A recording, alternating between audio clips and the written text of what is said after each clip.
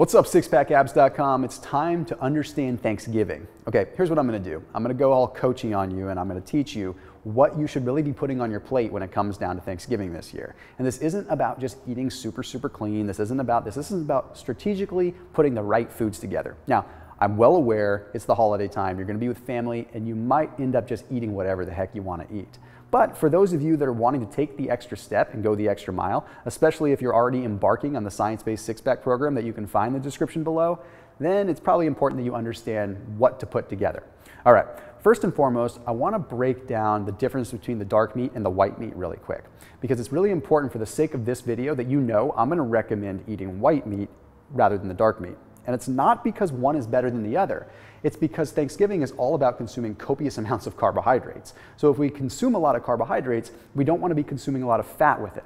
The last thing we want to be doing is combining fats and carbohydrates. Carbohydrates spike insulin, which means that fat is in the bloodstream is going to go into the cell and be stored as well. So we want to get rid of the fats, keep them out of the equation.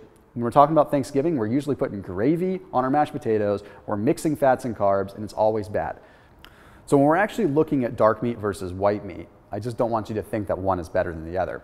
But I do want you to know this. Okay, when it comes down to 3.5 ounces of white meat versus 3.5 ounces of dark meat, that white meat contains about 170 calories, whereas the dark meat ends up containing about 205 to 210 calories, significantly higher calorie to begin with. When it comes down to the fat content, double the fat content in the dark meat versus the white meat, which doesn't make it a bad thing, but again, we're trying to make sure we combine the foods here. Now, overall, here's what you have to know. Dark meat isn't dark because of the fat content. Dark meat is dark because it's an area that had more oxygen, therefore had more iron, therefore had what's called myoglobin. Myoglobin is what's actually making it dark. It's not that there's more fat or anything like that. That has nothing to do with it. So anyway, choose the white meat in this case. Okay, the next thing you want to be putting on your plate is going to be sweet potatoes. I want you subbing out your mashed potatoes for mashed sweet potatoes. Simple, right? White potatoes are very high glycemic. They spike your insulin. Then you put gravy on them and you have a recipe for disaster. High spike in insulin with fat. Okay? Sweet potatoes, you can mash them and they actually taste really good without gravy. You don't need that. You can just mash up your sweet potatoes, add some garlic chunks, tastes really darn good. Add a little bit of stevia to it if you want to make them sweet because they taste super good like that too. Very low glycemic index food. Okay, also very high in vitamin B6, which is going to aid in digestion, but they're also super easy to break down to begin with. They don't require a lot of mechanical digestion. Higher fiber, easier to break down, and they also carry some of the fats that you would consume out with them, so you're not metabolizing that as much. Then I want you to make your own cranberry sauce. Don't go get the cheap stuff from the can because first of all, it's loaded with BPAs, but second of all, it's loaded with sugar.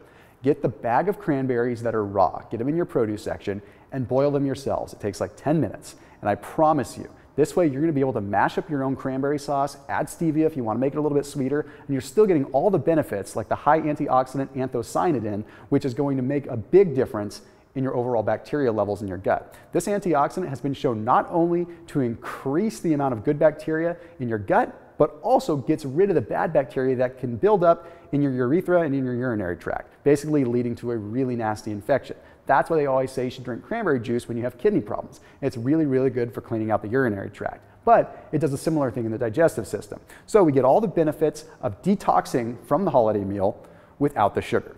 Next up, I learned this one from my wife's dad. He didn't know the health benefits of it, but it was a new thing to Thanksgiving that I hadn't done before. It was using Brussels sprouts instead of green beans. Now, Brussels sprouts are pretty awesome, especially if you caramelize them up with a little bit of stevia, you get them nice and sweet. They're actually really good. But in addition to just tasting good, they do some really miraculous things when they're coupled with certain foods.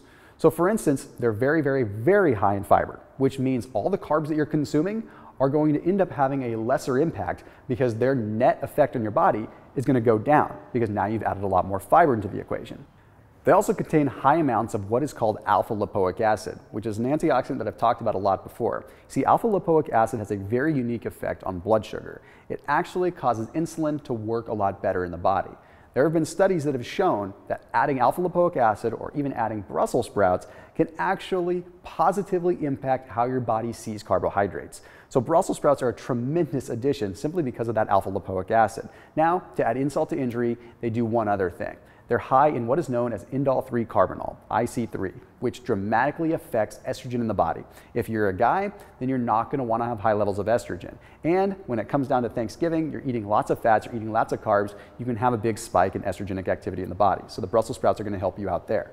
Lastly, when it comes down to those Brussels sprouts, if you're going to caramelize them with a little bit of stevia, that stevia is going to dilate blood vessels and encourage your body to excrete sodium, which means all the extra salt you're taking in from your Thanksgiving meal is going to have the potential to be flushed out of your body, making it so you're not as bloated for the next couple of days.